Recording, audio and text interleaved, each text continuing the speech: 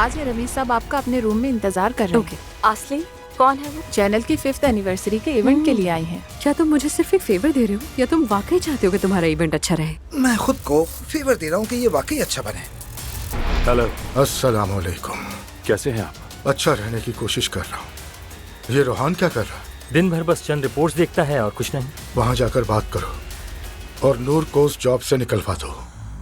Uncle, उसने झूठ बोला, ये सच ये मैं नहीं जानता, मगर मेरा सर फट रहा है। वो ये बात जानती है, वो तुम्हें तकलीफ देना चाहती है, इसलिए ये सब कर रही है। अजलाम, गुड मॉर्निंग।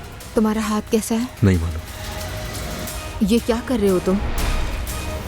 ये इसलिए क्योंकि अपनी बात पर कायम हूँ। वो अपनी माँ से मिलने के लिए गई थी। चैनल झूठ बोल रही है वो।